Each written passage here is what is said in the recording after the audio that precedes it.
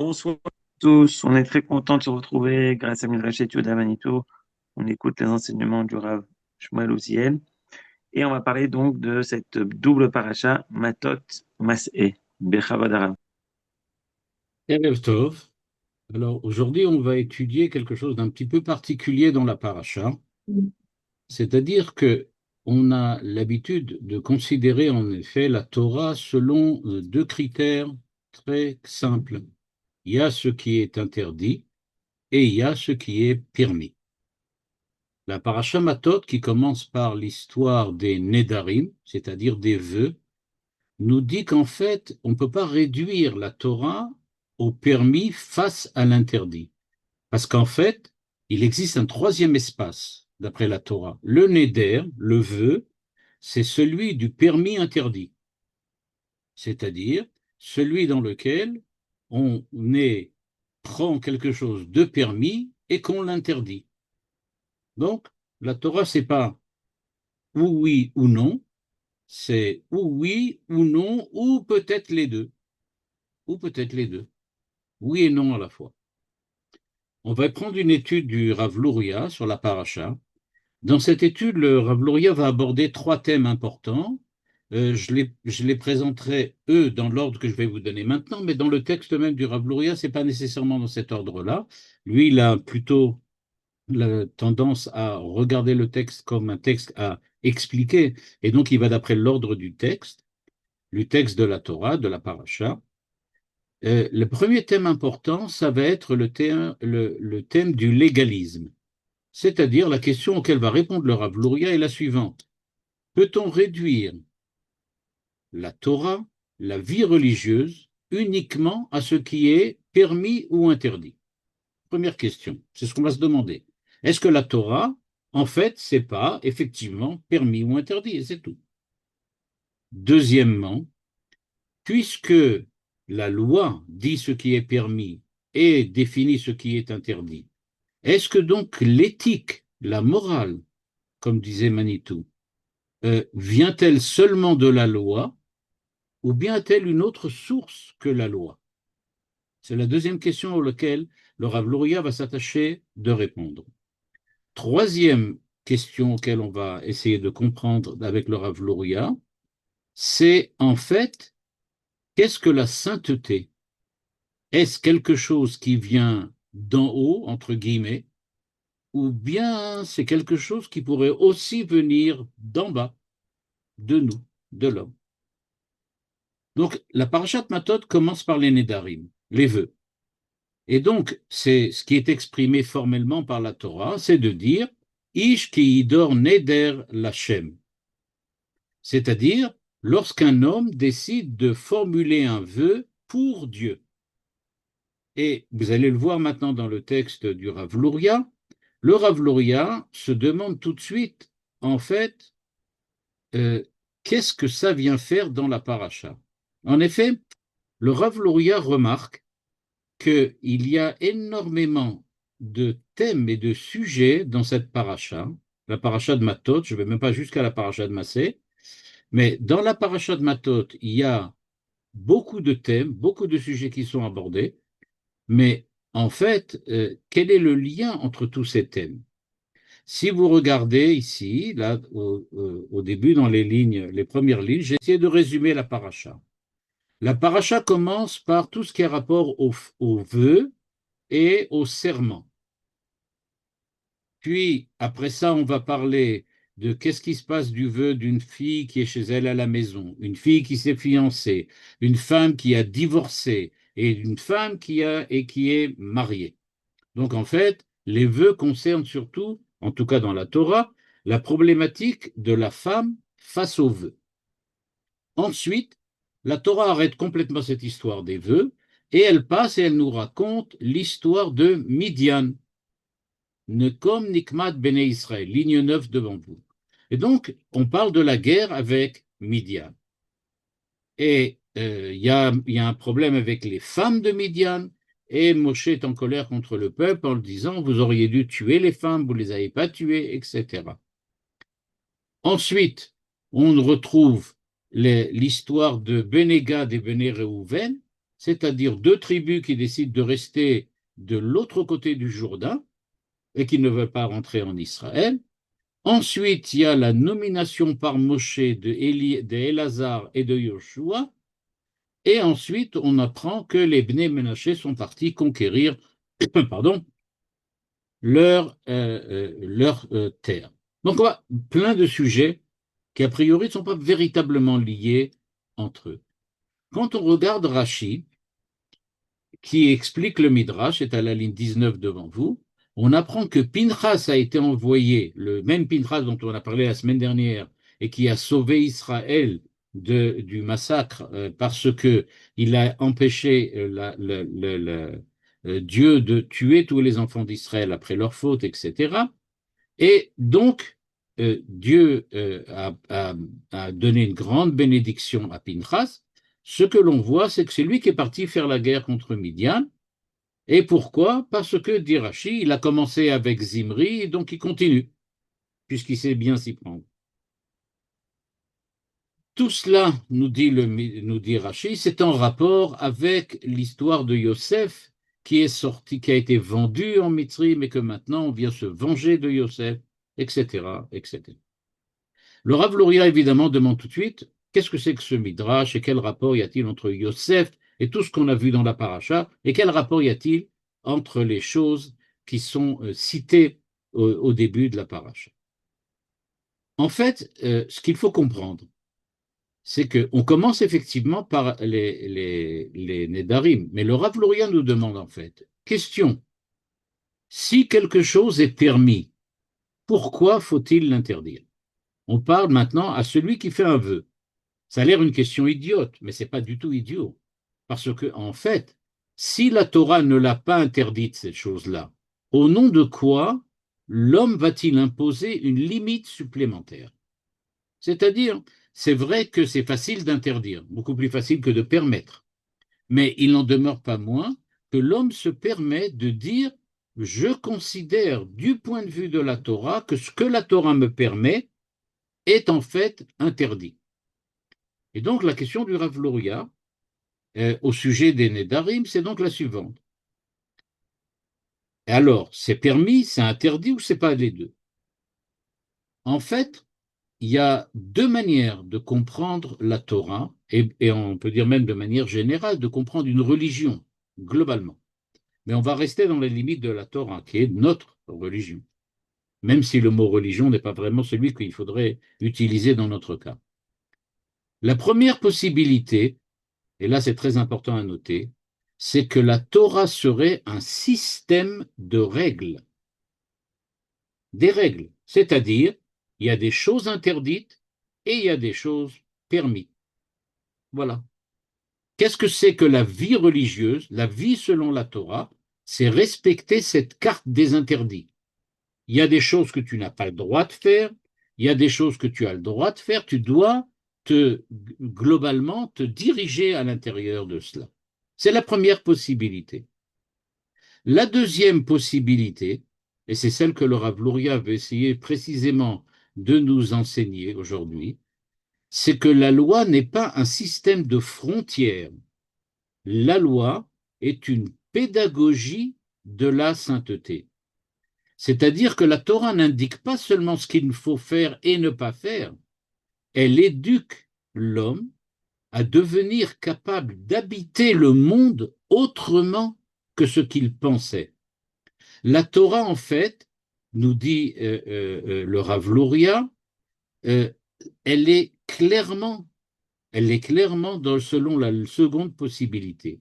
Parce que le Ramban Nachmanide nous a appris que qu'est-ce que ça signifie les Kadesh, sanctifiés, nous dit le Ramban, Kadesh atzmecha bamutar lecha.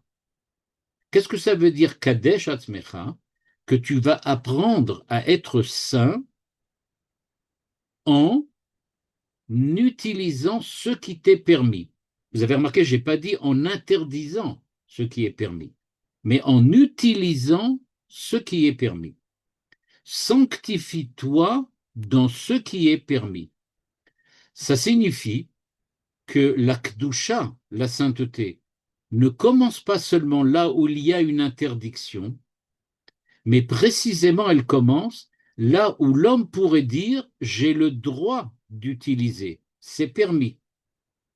C'est-à-dire, nous dit le Ramban, un homme saint, c'est un homme qui sait utiliser ce qui est permis, pas celui qui sait interdire le permis, mais c'est celui qui sait utiliser le permis. Parce que, et en cela, c'est le Ramban, et donc, on peut dire à l'opposé de ce qu'on a l'habitude d'entendre aujourd'hui, parce que pour nous, chez les modernes, on a tendance à penser que la vraie question de la morale, c'est de demander, est-ce que j'ai le droit de faire quelque chose? Et si oui, j'ai réglé la question de la morale. C'est-à-dire que pour nous, quand on parle de morale, ce que l'on fait, c'est de dire, qu'est-ce que la Torah nous dit? On peut ou on ne peut pas? Dès qu'on peut, tout est résolu. Ça y est, j'ai donc une autorisation de la Torah. Le Rav Luria nous dit, vous n'avez rien compris du tout à la Torah, et on va voir que Manitou va dire la même chose. Il dit, non, vous n'avez rien du tout compris. Rien n'est réglé quand c'est permis. Au contraire, la question commence à partir du moment où c'est permis. Parce que le Ramban, Nachmanide, nous dit, si tu veux te sanctifier, la sanctification vient après la permission. C'est-à-dire, il y a ce qui est interdit, il y a ce qui est permis, et il y a ce qui est sanctifié, qui va faire partie des choses permises. Tu dois te sanctifier dans ce qui est permis. C'est ce que nous dit le Rav Luria au nom du Ramban. Donc, nous dit-il, la vraie question, ça va être donc de dire, qu'est-ce que ça fait de moi ce qui est permis? Quand je regarde ce qui est permis et que j'ai donc le droit de l'accomplir, la question est là, il y a une nouvelle question qui se pose. Qu'est-ce que ça va faire de moi? Quelqu'un de saint ou autre chose? On peut même demander cette question d'une manière peut-être un peu plus facile à comprendre, plus moderne peut-être même. Quelle forme d'existence je suis en train de construire avec ce qui est permis? Et donc c'est là, tout de suite, dit le Rav Luria, qu'on va découvrir avec Manitou aussi une véritable critique de ce que l'on appelle aujourd'hui le légalisme. Parce que le légalisme, au contraire, c'est le respect de la loi. Mais le respect de la loi élargi, c'est-à-dire que le légalisme considère que toute la vie morale est en fait une réduction à la question de l'autorisation ou pas, de l'interdit ou pas. Si je suis dans les règles, je suis moral. Si je ne suis pas dans les règles, alors je ne suis pas moral. Et on sait, on va le voir tout à l'heure, combien Manitou a lutté contre cette manière de voir. Or, le Rav Luria nous dit, regardez ce qui se passe avec Midian. Dans le texte du Rav Luria, je vais vous le montrer ici, dans le texte du Rav Luria, c'est cité un peu plus loin, c'est cité, voilà, ici. Vous voyez, à la ligne 9, de la ligne 9 à la ligne 13. On ne va pas le lire pour ne pas perdre trop de temps, mais je vais plus ou moins passer sur ce qu'il dit le Rav Luria et je vais essayer de l'interpréter de suite. Donc, nous dit le Rav Luria, qu'est-ce que c'est que l'histoire des Benot Midian? Klipat Midian. C'est ce qu'il explique ici dans la ligne 13. Nistpashta Klipat Midian. De quoi parle-t-il quand il parle de ça? L'idée, c'est que le Rav Luria arrive à discerner que chez Midian, seuls les interdits comptent. C'est-à-dire, ce qui est interdit, mais par contre, tout ce qui est permis est totalement disponible à l'homme. Il n'y a pas de danger, il n'y a pas d'enjeu, et donc il n'y a pas non plus de profondeur. Et le Rav Luria nous dit à propos de Zimri, il vient demander à Moshe. Qu'est-ce qu'il demande à Moshe? Regardez bien, c'est formidable la manière dont le Rav Luria va l'interpréter. On connaît tous le verset de la paracha de Zimri. Dans la paracha de Zimri, nous dit le Midrash, nous dit l'Agmara, Zimri demande à Moshe, toi tu t'es marié avec Tzipora, C'est pas non plus quelqu'un qui vient du peuple juif. Moi, j'ai décidé de me marier, entre guillemets, avec Cosbi Batsour. Quel est le problème? C'est permis ou c'est interdit? C'est ce que demande le Midrash. C'est-à-dire, en fait, Zimri demande, alors, on peut ou on peut pas? Si on peut, toi, tu as permis pour toi, tu es permis de te marier avec Tzipora. Donc, si c'est permis, alors c'est permis. Et si c'est interdit, ça ne l'est pas. Et donc, il demande, une femme midianite, elle est interdite ou elle est permise? Nous explique le Rav Louria, c'est ça le problème de Zimri. C'est ça le problème de Zimri. C'est-à-dire que tout se réduit pour lui à l'événement de la question juridique, à savoir, je veux juste savoir, permis ou pas. Or, nous dit le Rav Louria, c'est pas que la halakha c'est secondaire. Au contraire, c'est le point de départ, mais c'est pas un alibi. Et si on regarde ce qui se passe avec le Rambam, on voit que le Rambam aussi ne définit pas la vertu morale comme l'obéissance à des règles fixes. La vertu, dit le Rambam, est une disposition intérieure, une manière d'être. Le Manitou dirait une manière d'être homme, c'est-à-dire savoir désirer correctement quelque chose. Et donc, il se peut très bien, nous dit le Rambam, que tu fasses un acte qui extérieurement est juste, mais il n'est pas juste dans le fond. Parce que la morale ne consiste pas à accomplir quelque chose conforme à la règle, elle consiste à former un caractère, à former une personnalité, à former une identité. Donc la Torah ne cherche pas seulement à interdire ce qui doit être interdit, mais elle veut kadesh atzmecha bamutar lecha. Dans ce qui est permis, là, tu dois trouver les raisons d'être encore plus kadosh. Elle veut former une âme capable de percevoir que ce qui est permis n'est pas parvé, n'est pas neutre. Une chose peut être juridiquement permise et pourtant, elle peut être appauvrissante, elle peut être dangereuse, elle peut être agressive, bien qu'elle soit permise. Et donc, on pourrait poser, par exemple, avec Nietzsche, la question suivante. Déjà comme ça, la Torah est remplie d'interdictions. Si même ce qui est permis devient suspect, alors on ne peut plus respirer. Dans quel espace vit-on? Et donc, tout devient surveillé, tout devient culpabilisant. Et donc, Nietzsche dit, la religion, et c'est pour ça que j'ai dit que ça ne concerne pas uniquement la Torah, la religion globalement, dit Nietzsche, est quelque chose qui force l'homme à vivre avec une culpabilité permanente. En chaque instant de ma vie, je me sens coupable d'avoir fait ce que je n'aurais pas dû faire, même si en fait, j'ai pas encore rien fait de mal, a priori. Mais je suis tout le temps en permanent, est-ce que j'ai fait bien ou est-ce que j'ai pas fait bien? Un des grands maîtres du mouvement du Moussard, le mouvement de la morale, qui était un mouvement donc qui est né au XIXe siècle dans le monde religieux ultra-orthodoxe, c'est-à-dire le monde de la halacha des grandes yeshivot, eh bien là-bas, par le Rav Salanter, euh, il est né donc une tentative d'essayer de tirer directement de la halacha et de la Gemara une manière d'être. Or, dans cette tentative du monde du Moussard, se sont élevées des voix, eux-mêmes faisaient partie de ce mouvement, qui se sont opposés à ce que disait le Rav Salanter. Parce qu'il disait, à force de sans arrêt chercher où se trouve le Yetzer Hara, on n'entend jamais parler du Yetzer Hatov. On est tout le temps obsédé par une seule chose, qu'est-ce qui est interdit, qu'est-ce qui ne va pas, qu'est-ce qui est mal. Et donc, nous dit ici le Rav Louria, il faut faire très attention, parce que peut-être que la critique de Nietzsche est véritablement une base profonde, à savoir interdire, interdire, interdire. En fin de compte, on est tout le temps en train de chercher des raisons d'interdire. Mais où se passe le reste de la vie? Est-ce que c'est seulement dans l'interdiction et dans l'obsession du mal que l'on pourrait accomplir? Et donc cette exigence de sanctifier le permis, en fait, est-ce que c'est pas une espèce de méfiance pathologique envers la vie? J'ai peur de vivre.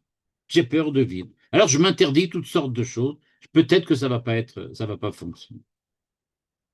Nous dit le Rav Luria, et il ne s'agit pas du tout de haïr ce qui est permis.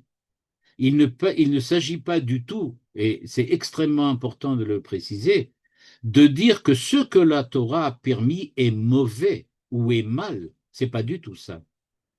Il s'agit au contraire de refuser que ce qui est permis soit considéré comme vide de sens. Le permis n'est certainement pas impur en soi, comme voudrait peut-être le dire Nietzsche dans sa critique. Il est tout simplement ambivalent. Il peut être intégré, ce permis, dans une vie sainte, ou il peut devenir le lieu d'une dégradation. Et donc, nous dit le Rav Luria, il faut donc faire très attention. C'est pas parce que c'est permis que c'est facile à utiliser. C'est en fait ça ce que dit le Rav Luria. Il ne dit pas que c'est interdit, il ne dit pas que c'est mal. Au contraire, ce qui est permis par la Torah n'est certainement pas mal, et donc il n'est pas mauvais pour l'homme. Mais qu'est-ce qu'il peut être? Dans son utilisation, il peut devenir dégradation. Et donc c'est pour ça, dit le Rav Luria, qu'il faut avoir et savoir prendre une responsabilité. Par exemple, manger. Est-ce que c'est permis ou c'est interdit? C'est évident que c'est permis. Parler, permis. Se divertir, réussir, avoir de l'argent, tout ça, c'est permis. Mais dans chacun de ces domaines, ce qui se passe, il peut en sortir une bracha ou il peut en sortir l'orgueil, l'oubli de soi, l'agressivité, la méchanceté, etc., etc. Et donc la question du permis, ce n'est pas de demander, alors c'est permis ou pas, mais est-ce que ce permis, pardon, quelle sorte de vie et d'existence cela va-t-il me donner si j'accepte d'utiliser ce permis, ce qui est permis? Donc la loi fixe la frontière du mal, mais l'akdoucha, c'est savoir comment habiter ce qui est permis. Ça correspond à une intuition de Manitou, sur lequel il est revenu très très souvent, qui consiste à réduire la Torah à un système légal, comme j'en ai parlé tout à l'heure. Manitou disait, la halacha, c'est pas un code de vie, un code de conduite. Qu'est-ce que c'est? C'est l'expression concrète de l'identité d'Israël. La Torah, c'est pas un code qui va dire tu as le droit ou tu n'as pas le droit. Mais c'est comme ça que l'identité d'Israël se vit, on peut dire, existe dans le monde. Elle ne vient pas dire à l'homme, voilà ce qui est permis ou interdit. Elle vient former un certain type d'homme. Manitou utilisait très souvent l'expression, quand il parlait de l'identité, c'est une manière d'être homme. L'identité d'Israël est une manière d'être homme. Et la Torah vient donc former un certain type d'homme qui est capable de porter l'identité d'Israël dans l'histoire. Et donc on voit combien Manitou refuse complètement cette espèce de légalisme dont on a parlé tout à l'heure, pas parce que Manitou dit qu'il ne faut pas être fidèle aux mitzvot, c'est évident que non. Il a tout le temps rappelé qu'il faut absolument, concrètement, de manière concrète, être rattaché à la Torah. Mais la loi, en tant que loi, peut être mal comprise si elle est détachée de la finalité de cette loi. La finalité de la loi, disait Manitou, c'est le fait que Dieu veut créer un peuple qui soit Israël et que la Torah, c'est sa manière d'être homme. Eh bien, nous dit-il, si tu ne leur rattaches pas cette manière d'être homme à l'application, j'aurais pu dire légaliste de la Torah, eh bien, tu risques de te tromper. Si d'un côté, certains, j'aurais pas à dire, je ne sais même pas s'il y en a qui existent vraiment, mais je suppose qu'on pourrait trouver des gens qui disent, d'un point de vue légaliste, est-ce que la halakha me permet ou est-ce que la halakha ne me permet pas? La réponse de l'homme de la Torah, dit Manitou, c'est pas est-ce que j'ai le droit ou j'ai pas le droit, mais qu'est-ce que cette loi veut me faire prendre comme vie et comme existence? Qu'est-ce qu'on attend de moi grâce à cette loi? Alors, grâce à ce qui est évidemment permis. Vous l'avez dans le texte devant vous, il nous dit Yesh divrei mitzvah vedvarim asurim em mechamat koach hara shebedvarim elu. Il y a une énorme différence, nous dit le Rav Luria, entre Kadesh atzmecha bamutar lecha et Davar Assur. C'est-à-dire, si on veut véritablement essayer de comprendre ce qui se passe, eh bien, la logique que Zimri essayait d'imposer, permis ou interdit, eh bien, nous dit Manitou, c'est pas ça qu'il aurait dû demander. Il aurait dû demander ce que je fais maintenant. Supposons que ça soit permis, puisque toi, Moshe, tu as pu te marier avec Sipora. Supposons que ça soit permis. Est-ce que ça va augmenter l'identité hébraïque d'Israël? La Torah, c'est pas une morale abstraite, c'est pas un droit religieux, etc. C'est une pédagogie par laquelle Israël apprend à être de l'identité d'Israël. Avant le Sinaï sur lequel on a reçu la Torah, c'est-à-dire la loi, le légal, il y a eu autre chose. Il y a eu tout le livre de Bereshit, Abraham, Yitzhak, Yaakov, qui sont des identités en formation, dit Manitou. Ce ne sont pas des hommes de la halacha, mais ce sont déjà les porteurs de la vocation de l'identité d'Israël. Ensuite, la loi donnée sur le mont Sinaï a donné à cette vocation une forme historique, sociale, concrète, etc. Mais tout a commencé par les Havot. On est les enfants des Havot. L'identité d'Israël, c'est l'identité des Havot. C'est ce que la vocation de la manière d'être homme des Havot. Et ensuite, Moshe Rabbeinu nous a apporté la loi. Mais c'est différent, c'est pas du tout pareil. L'homme d'Israël, dit Manitou, doit vivre à partir d'une origine. Et la Kdusha, c'est pas simplement être éloigné de l'interdit, c'est aussi positivement être fidèle à la racine qui vient des Havot. Et nous dit le Rav Luria, regardez bien la différence énorme entre ce qu'on parle ici et le fait qu'il y a des choses assourim, ce que vous avez devant vous. Les choses interdites, dit le Rav Luria, relèvent du mal qui est attaché à certains objets ou certains actes. L'exigence de se sanctifier, Kadesh Atzmecha, c'est quelque chose qui vient sanctifier le permis et qui vient de la racine divine de l'âme d'Israël. Ce sont les termes du Rav Luria devant vous. Donc, certains usages du permis peuvent recouvrir cette racine, un petit peu la manière dont la terre recouvre les racines. Et donc, Manitou nous renvoie une idée très profonde.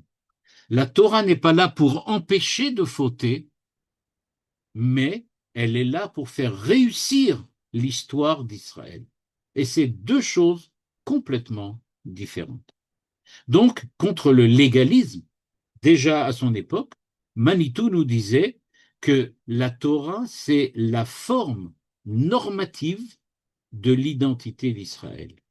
C'est-à-dire comment mettons en place des normes morales, sociales, qui puissent permettre à l'identité d'Israël, qui doit réparer le monde, qui doit faire se réconcilier les valeurs qui sont séparées, qui doit faire passer l'idéal dans le réel, comment va-t-on les créer? Eh bien, on va les créer par la Torah et par les lois.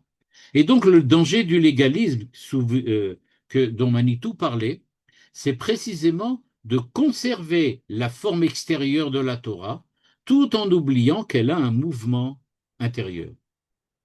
Et on pourrait peut-être dire ça, tu sais, de la manière suivante.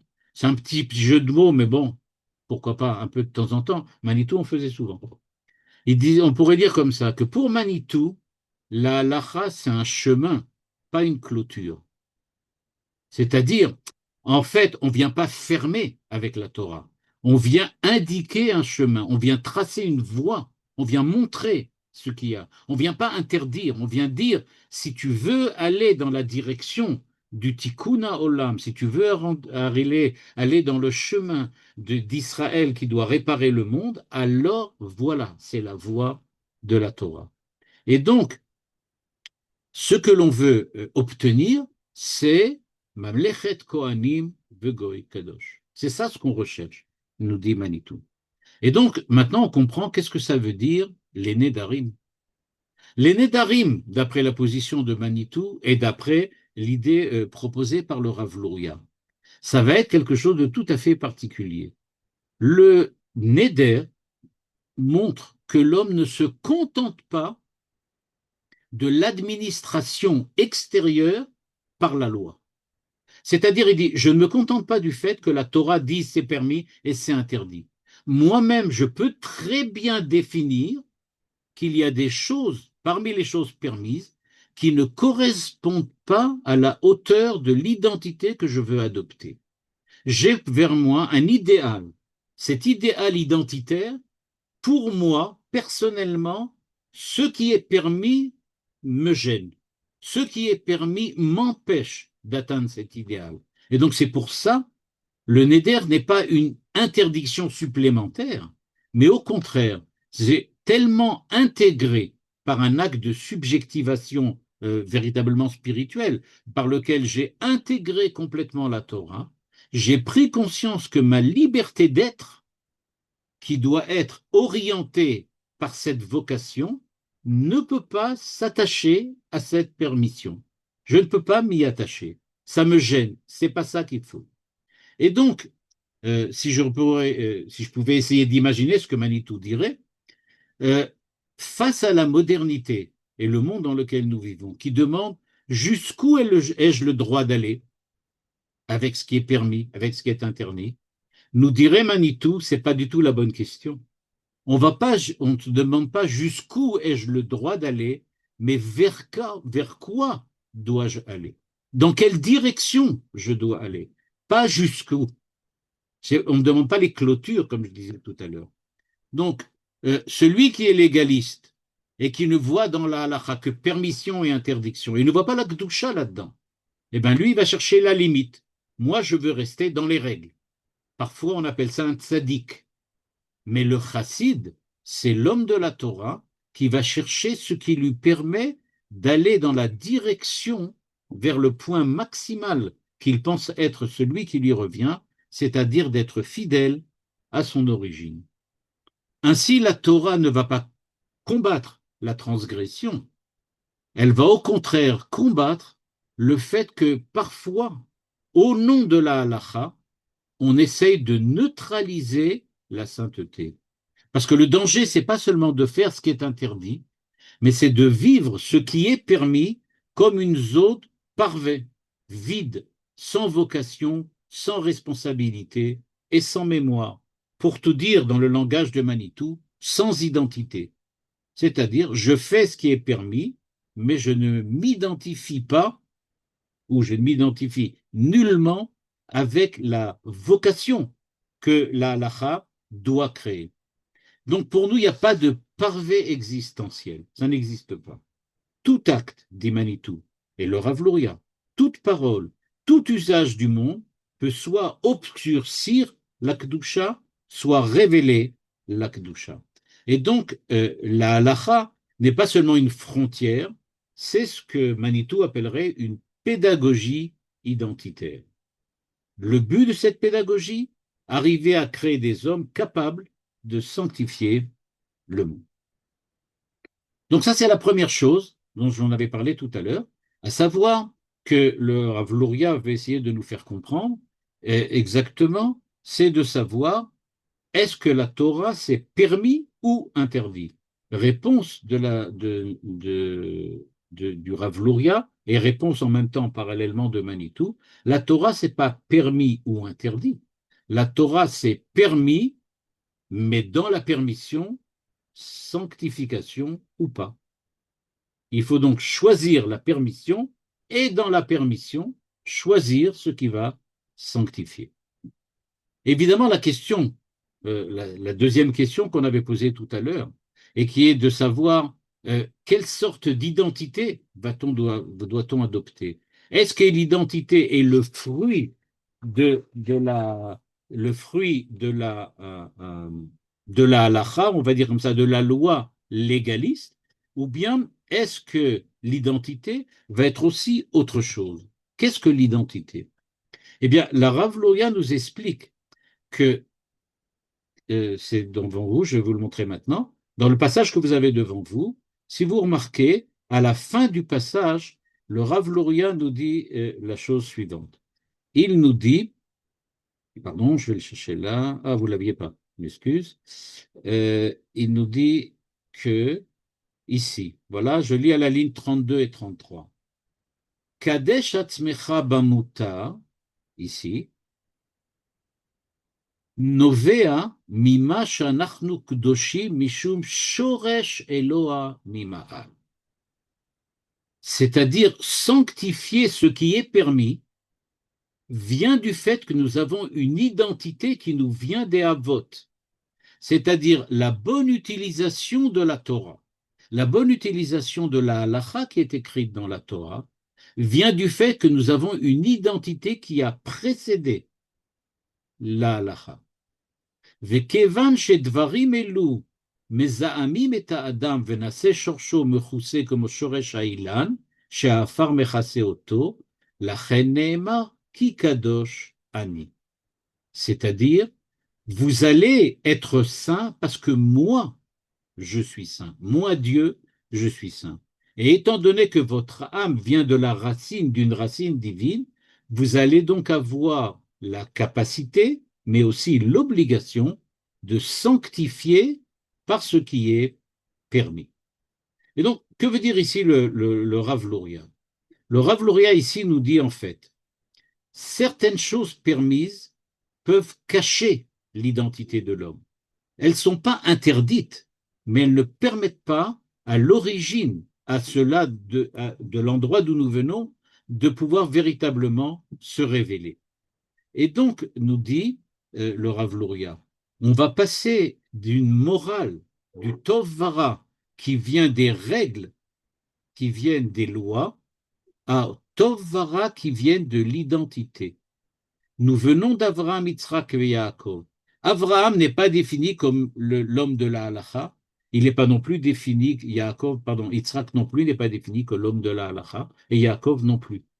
Dans le Midrash, dans la Kabbalah, on les appelle Ish Chesed pour Avraham, Ish Din pour Yitzhak, Ish Emet pour Yaakov. Donc ça veut dire en fait que ce sont des hommes de la morale. Donc la morale a précédé la halacha. Mais alors, quels sont les rapports qu'il va avoir entre les deux? Eh bien, nous dit le Rav Luria, c'est exactement ce qui se passe dans l'histoire de la Brit Mila d'Avraham. Regardez le texte devant vous. Il nous dit à la ligne 35, il y a ce qu'on appelle Mila, coupé, et Priya, retourné, au moment où on fait la Brit Mila. Il nous dit, à Mila, il y a Sarat Koachara. Il y a une première chose, et c'est la halakha évidemment qui va s'en occuper, c'est enlever à l'homme, enlever de l'identité les choses qui sont mauvaises. Mais Priya, c'est Gilui Shoresh Nitmat Israël. C'est-à-dire révéler l'identité profonde, l'identité, qu'on peut dire, la plus profonde possible, celle qui est enracinée vraiment dans l'âme d'Israël. Et donc, nous dit le Rav Luria, on a besoin d'un chinour, ligne 1 dans la page d'après, les kadesh atzmo bamutarlo lirot me'echan shoresh nishmat Israël. Si tu veux découvrir qui tu es, alors tu dois te sanctifier.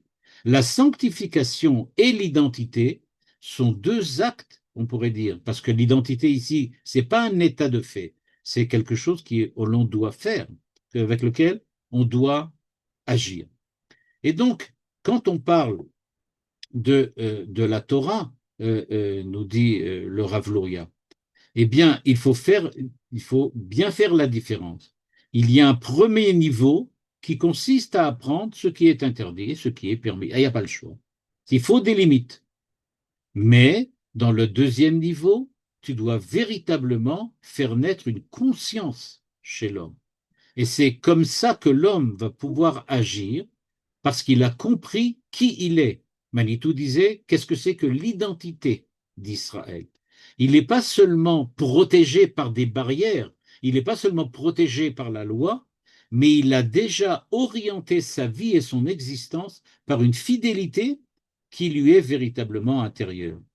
Si vous regardez ce qui se passe avec Yosef, comme le Rav Luria ici en parle, dans le passage suivant, vous voyez ici, euh, nous dit le Rav Luria, qu'est-ce qui s'est passé avec Potiphar? Eh bien, tout le monde connaît le Midrash, que Yosef avait failli fauter avec la femme de Potiphar, mais ce qui s'est passé, c'est que brusquement est apparu le visage de son père. Je ne sais pas si vous avez entendu cette explication. Je me permets une petite parenthèse qui n'a pas de rapport avec le Rav Luria, mais on raconte donc, le Midrash nous dit, qu'il a vu apparaître le visage de son père et qu'à la suite de ça, eh bien, il a vu comme si son père venait lui rappeler, tu ne dois pas fauter. Et donc, grâce à ça, il s'est enfui dehors et il n'a pas fauté avec la femme de Potiphar. J'ai entendu une explication peut-être un petit peu rationaliste, mais elle est belle, donc je vais me permettre aussi de vous la raconter. Qui dit la chose suivante. Le Midrash nous apprend que Yosef et Yaakov étaient extrêmement ressemblants, qu'on les prenait l'un pour l'autre. Et quelqu'un, une fois, c'est son nom va me revenir tout à l'heure, nous a enseigné une fois la chose suivante. Il a dit, chez Poutifar, qui était très riche, il y avait sûrement des miroirs. Yosef, lui, quand il vivait en Canaan et ensuite dans la prison, avait certainement jamais eu accès à un miroir. Donc, quand il est rentré dans la chambre de la femme de Poutifar, qu'est-ce qu'elle avait dans sa chambre? Bah, évidemment, un miroir. Qu'est-ce qu'il a vu dans le miroir? Bah, lui. Mais comme il ressemblait à Yaakov, qu'est-ce qu'il a pensé qu'il voyait? Yaakov. Donc, en fait, qu'est-ce que ça veut dire que lui est apparu le visage de son père? Peut-être qu'en fait, ça veut dire qu'il s'est vu lui-même dans le miroir de Potiphar et qu'il a vu son père. Quoi qu'il en soit pour nous, ici, il n'en demeure pas moins que d'après ce Midrash, euh, Yosef voit l'image de son père, c'est-à-dire l'image de son père, ça veut dire qu'il se souvient de son origine, de son identité. Ce qu'il a vu devant lui, c'est un rappel de qui il est. Peut-être que la femme de Potiphar, peut-être dans une certaine mesure, ça pourrait être permis, j'en sais rien. Mais en tout cas, même s'il y avait cette possibilité-là, et que Yosef peut-être l'avait prise en compte, puisqu'on nous dit, bah regardez, il a failli fauter, donc peut-être qu'il l'aurait pris en compte. Le fait, le Midrash nous dit, non, pas du tout. Il s'est souvenu qu'il appartient à une histoire, il s'est souvenu qu'il avait participé à l'alliance et qu'il avait une vocation. Kadesh atmecha bemutar lecha. Le visage de son père, la figure de son père, c'est véritablement la mémoire pardon, de son identité. Et alors, on est un petit peu tenté maintenant, après avoir lu le texte du Rav Luria, je me permets de prendre un peu de recul, et on est un petit peu tenté de dire, oui, mais attention, d'après ça, ça veut dire donc que la halacha, c'est quelque chose, c'est juste de la loi, c'est etc. Mais par contre, quand on parle de Kadesh Atzmecha Bemutar Lecha, on parle de l'identité et c'est pas vraiment la halacha, quoi, c'est autre chose. Et donc, on a l'impression que le Rav Luria dénigre d'une certaine façon la halacha. Et c'est absolument impossible, puisqu'on sait bien que lui, personnellement, et tous ses enseignements sont le contraire rigoureux de cette idée-là, de dénigrer la halacha. Et comment on peut arriver à lier les deux? Comment on peut arriver à montrer que la halacha et l'identité ne sont pas tellement différentes? Il me semble que là, on va devoir faire appel à quelqu'un qui n'est pas directement impliqué dans l'enseignement du Rav Luria et certainement pas non plus dans celui de Manitou. C'est le Rav Yosef Soloveitchik. Le Rav Yosef Dov Soloveitchik nous apprend dans Isha Halacha, un livre qu'il a écrit sur la halacha, donc sur qu'est-ce que c'est que l'œuvre de la halacha, Je passe sous silence les nombreuses critiques qu'on peut lui apporter, notamment le fait qu'il identifie Isha Halacha avec un certain nombre de personnages du monde de la Halacha à son époque. Isha Halacha, la Halacha, pour le Rav Soloveitchik, c'est jamais un système légal. C'est pas un système de règles. C'est pas permis et interdit. D'après lui, pour le Rav Soloveitchik, c'est une loi, mais elle oblige l'homme, omnam, de l'extérieur, pas de l'intérieur, mais elle oblige l'homme de l'extérieur à se former en lui-même une intériorité. L'homme de la halacha du Rav Soloveitchik, c'est celui qui regarde le monde à travers les catégories de la Torah et qui donc, même s'il ne le veut pas ou même s'il n'y pense pas, va faire descendre la sainteté dans le monde. La question n'est pas est-ce que c'est interdit? La question c'est comment je peux introduire ce qui est permis à l'intérieur d'une exigence et d'une existence de sainteté. C'est ça ce que va nous dire le Rav Soloveitchik. La halakha ne vient pas interdire ce qui est mal. Elle vient donner l'architecture de la sainteté. Le temps, le corps, la nourriture, la parole, la propriété, les relations humaines, tout ça, ça peut être une mitzvah, une responsabilité, une sanctification.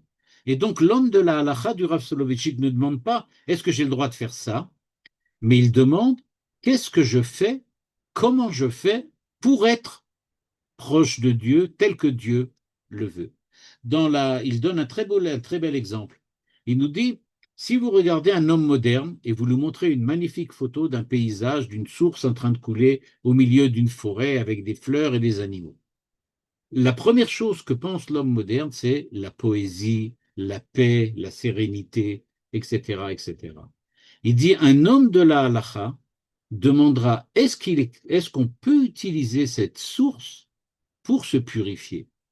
Est-ce qu'on a le droit d'utiliser une source pareille pour se purifier? Et donc, la question n'est pas est-ce que c'est beau, est-ce que c'est poétique, mais la question c'est, dans le sens où parle le Rav Soloveitchik, la question c'est de demander, en fait, qu'est-ce qu'on recherche? Qu'est-ce qu'on veut faire avec tout ça?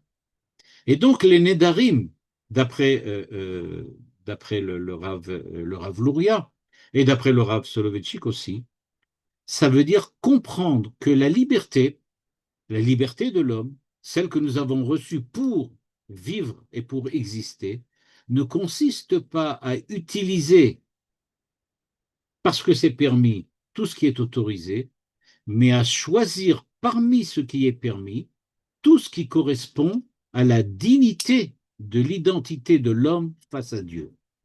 C'est-à-dire qu'on a véritablement une recherche complètement différente. Et c'est pour ça, dit le Rav Soloveitchik, pardon, le Rav Luria, que pourquoi a-t-on mis le problème des vœux, le problème des Nédarim, dans la paracha de Matot? Parce que eux qui dirigeaient, qui étaient les princes du peuple, et qui dirigeaient le peuple, eux devaient savoir qu'est-ce que c'est que cette exigence de Kedusha qu'il y a dans la Torah. Et eux, ils ne sont pas simplement là pour dire ce qui est permis ou interdit. Soit dit en passant, Manitou disait bien, un rave n'est pas là seulement pour dire quelle est la halakha. Il est là pour être le guide de sa communauté, le guide des gens qui acceptent son autorité. Et donc, bien que on veut essayer, comme dit le Rav Soloveitchik, de conquérir le monde, organiser le monde, il ne faut pas oublier que cette organisation, elle est en vue de le transformer pour le rendre beaucoup plus sain, beaucoup plus kadosh.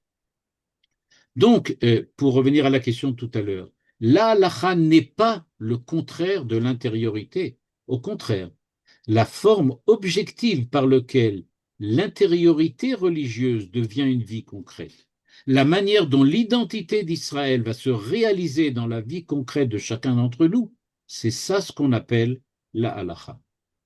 Et donc, euh, dans ce cadre-là, dans ce cadre-là, eh bien, il faut, dit le Rav Luria, que celui qui dirige la communauté, celui qui dirige le peuple, en soit tout à fait conscient. Et c'est pour ça qu'après les Nédarim, qui nous ont introduits à la responsabilité et à la force de l'intériorité et de la sanctification, dans la même paracha, après avoir parlé des Nédarim, on parle à la fin de la paracha comment Moshe a nommé Yoshua et a nommé Pinchas, et Lazare, pardon, comme Kohen Gadol. C'est pas pour rien. C'est parce que le vrai chef ne doit pas faire sortir Israël du mal, on pourrait dire à la limite sortir Israël d'Égypte, mais il doit savoir le faire rentrer dans un niveau plus haut d'un point de vue spirituel. Et donc, j'aurais dit que, comme le dit Manitou, le chef d'Israël, c'est pas l'expert du permis et de l'interdit.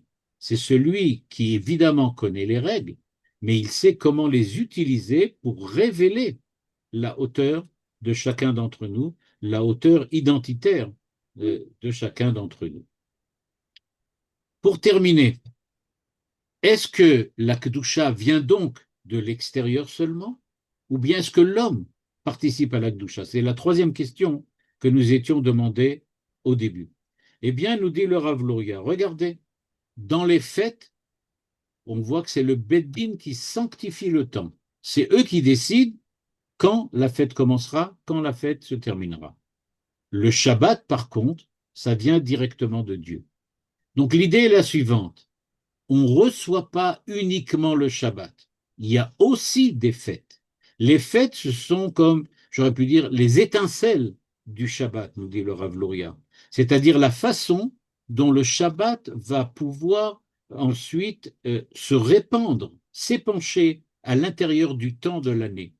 Et donc, on n'a pas seulement ce qui vient de Dieu, on a ce qui vient de Dieu, on pourrait dire on a la halacha, mais la halacha, il faut l'utiliser pour les kadesh, sanctifier. Donc on voit bien que ce qui se passe ici, c'est qu'il y a en permanence, quelque chose qui nous dit, vous allez devoir faire ce qu'il faut pour permettre à l'idée ou à la force qui vient de Dieu de se répandre dans le monde que vous êtes en train de construire. Pour terminer, je voudrais juste lire la fin du texte du Rav Luria, que je vous propose maintenant. Dans cette fin-là, il nous parle de Tisha B'Av et du Yud Zayin B'Tammuz, exactement la période dans laquelle nous trouvons. Et il nous dit à la ligne 1, regardez, le 17 Tammuz, on jeûne parce que la ville a été, donc la muraille a été détruite, et donc il y a les autres peuples qui sont venus et qui dominent Israël. Et donc, tant que la muraille était fermée, eh bien, euh, on pouvait rester nous à l'intérieur, et c'est donc grâce à ça que on a pu véritablement survivre à ce qui s'est passé. À Tisha B'Av, nous dit-il, al yedeh chete ha'isur ve'haeter nimshecha shuv dvekut hara, sheze more ishtaltut asonim al hamikdash. On a été attiré vers le mal, et à cause de ça, on a pu détruire le second temple, et le premier évidemment.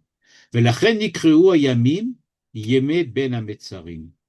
Pourquoi? Chet chata Yerushalayim ben beinyane isur, ben beinyane kadesh atzmecha bamutar. On a en fait deux fautes.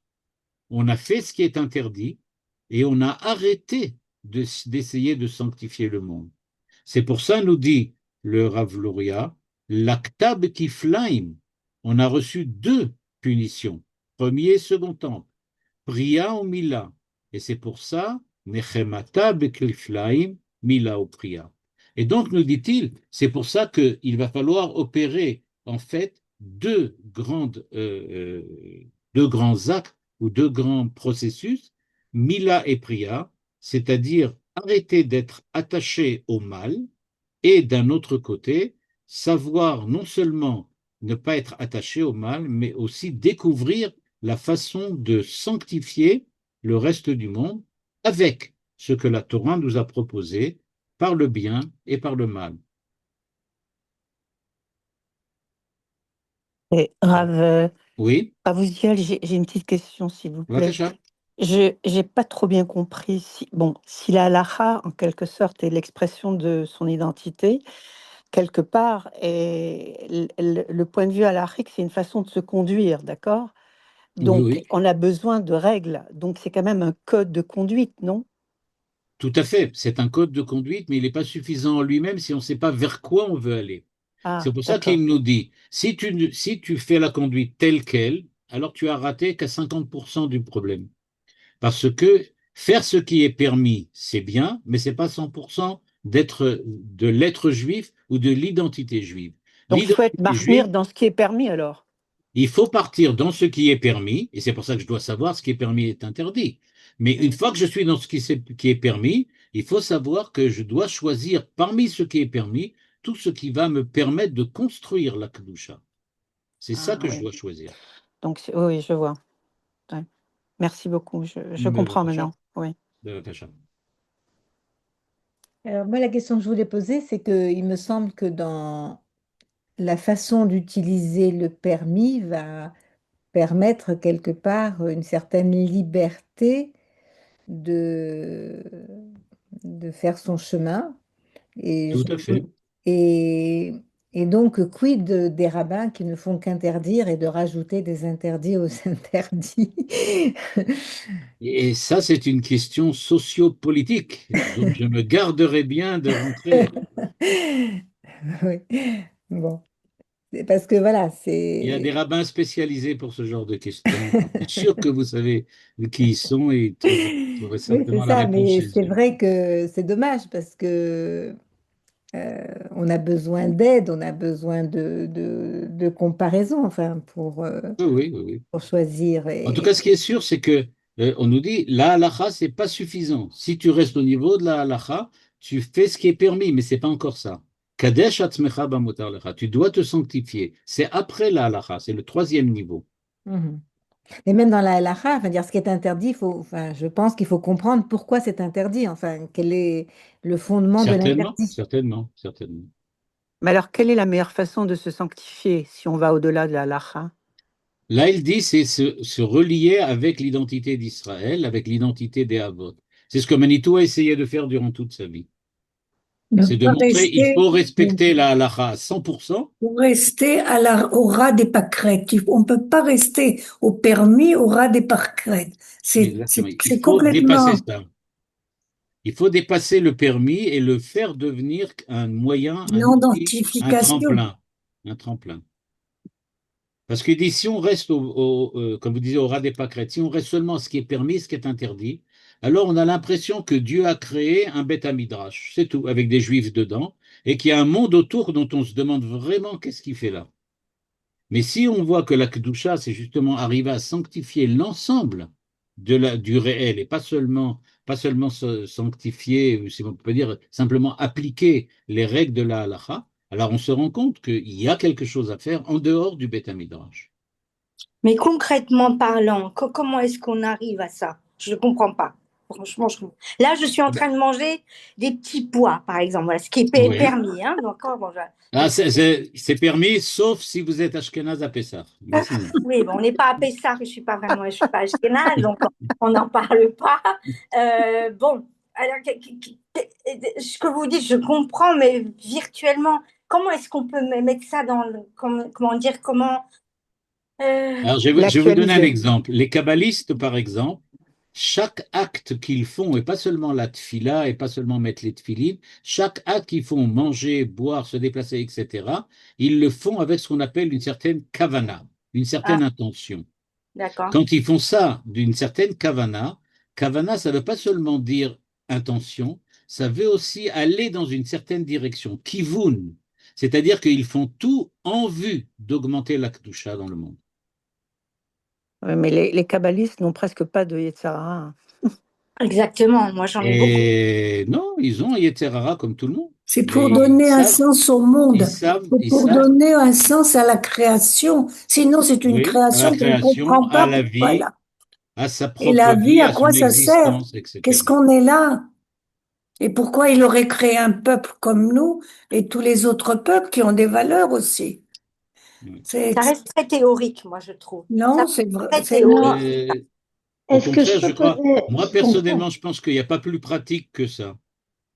Si à chaque Non, fois qu'il y a quelque chose qui est permis par la halakha, on le fait en se disant, bon, maintenant je le fais, mais je cherche à comprendre comment Pourquoi? je peux le faire pour que ça apporte, on va dire comme ça globalement, comme disait Manitou, c'est-à-dire la kedusha. La kedusha, c'est tout ce qui a rapport avec l'éthique et la morale. Comment j'augmente le bien dans le monde avec ce que je fais maintenant? Ah ouais. Peut-être que c'est permis, mais alors ne le fais pas, parce que ça apporte rien. Ce que tu fais, ça apporte rien. Alors ne le fais pas. Fais autre chose qui lui apportera du bien. je peux poser une question. Bah oui, Non, l'exemple le plus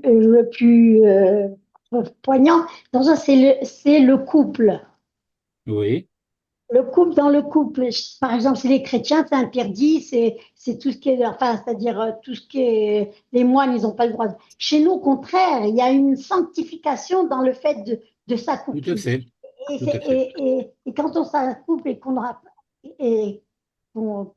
a des enfants, c'est la sanctification la plus grande, enfin, dans Oui, ce sens. certainement, certainement. C'est certainement quelque chose vraiment du niveau de la Kedusha, notamment parce que tout ce qui a rapport à la sexualité, ça précisément, on parle de la Ouais. Kedusha quand on parle précisément de la sexualité. Mais effectivement, Bon, ceci dit, c'est écrit dans la Torah de fructifiez-vous et avoir des enfants. exactement, exactement. C'est une Donc, c'est quand mitzvah. même un ordre de Dieu. Et maintenant, malheureusement, il y a cette fois des gens qui disent, bon, puisque la sexualité est permise, donc je peux la faire de toute forme de Non, perversion possible. Ah, et non, non, ça non. C'est vrai. Même si c'est permis. Donner un sens à la vie, c'est tout. Moi, je crois que ça peut être condensé là-dessus. On n'est pas né pour rien. Alors, il y a un sens. Et Tout ce à fait. sens, il faut l'apprendre constamment, Exactement. Exactement. même en Et- mangeant. ouais. surtout en mangeant, surtout en Même en mangeant. mangeant. Oui, mais quand on vieillit, on Surtout, n'a pas d'appétit, c'est le problème. Oui, Annette, Tu le connais, Annette, celle-là, surtout hein? en mangeant. Surtout Moi, en plus je mangeant. vieillis, moins j'ai faim. Ah bon, C'est un tu as de la sens, ça chance. veut dire Ouais, c'est quelque vrai. chose. Tu as de la chance. Youssef, tu voulais demander quelque chose? Si on comprend, bonjour, Bonjour. si on comprend le neder comme étant une façon d'accéder à la halakha, ah pardon, à la kedusha, c'est comme ça Oui, pour tout à avoir fait. compris, Tout à fait. comment est-ce qu'on peut comprendre maintenant l'insistance de la Torah en général pour essayer de libérer quelqu'un de son désert? On parle d'un Parce- désert, tout de suite, alors on a tout un traité pour dire, bon, ben, ton désert, bon, on va l'enlever.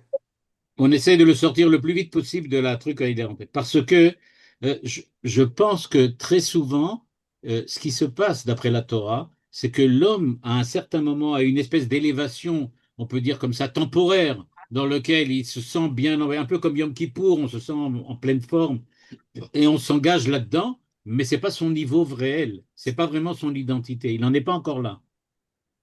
Donc, en essayant, dès qu'il émet des doutes sur sa manière de se comporter, alors on dit, bon, s'il émet des doutes, ça veut dire que, semble-t-il, ce n'était pas correspondant à qui il est vraiment. Donc, on essaie de le sortir de là. Si vraiment c'était naturel, bah, ça serait passé directement. Jamais se serait posé la question. Quelque chose, ouais, c'est une histoire qu'on raconte. Quelqu'un qui a dit qu'il avait appris du rabbi de Kotsk euh, à ne pas considérer les choses selon leur valeur financière. C'est-à-dire que l'argent pour lui n'a pas d'importance. Et il avait une fois, il dit qu'il avait rencontré le rabbi de Kotz et qu'il lui avait parlé d'un problème d'argent. Et alors le rabbi de Kotz lui avait dit avec un air dégoûté de l'argent. Et donc il a compris que pourquoi tu mets de l'importance dans l'argent. Il dit depuis ce jour-là, naturellement maintenant, dès qu'on lui parle d'argent, ça le gêne. Alors, c'est quelque chose qui devient naturel. C'est le niveau du rabbi de Kotsk. C'est la manière dont lui était à ce niveau-là. Ça ne veut pas dire que c'est bon pour tout le monde, hein. Je n'ai pas dit qu'il Ouais. fallait ne plus toucher de salaire ou bien de. Mais pour certains. Ravouzièvre, Oui, Bakacha. Ravouzièvre, je voudrais vous remercier pour ce cours. En fait, ce cours, c'est exactement ce que chaque père doit faire passer à ses enfants, chaque grand-père aussi à ses enfants, à ses petits-enfants. Parce que pour ceux qui, comme nous, fréquentons un petit peu la jeunesse israélienne, il y a une certaine lassitude de la halakha. Or, si on leur enseigne véritablement ces fondements, alors on arrivera à corriger beaucoup de choses. Je pense. C'est très, très important. Votre message est très important. C'est le message du Rav Luria. Et pensez que le Rav Luria était, comment on peut dire, Haredi parmi les Haredim. Mais il vivait, lui, la halakha, autrement que ce qu'on entend autour de nous. Complètement autrement. Merci beaucoup. Bevakasha. Shenishma bsorot tovot. Amen. Et que Bezrat Hashem, yeh Shabbat Shalom. Merci beaucoup. Toda rabba, Merci. Rav. Shabbat Shalom. Toda lachem. Toda lachem. Merci. Merci. Shabbat Shalom. Shabbat Shalom.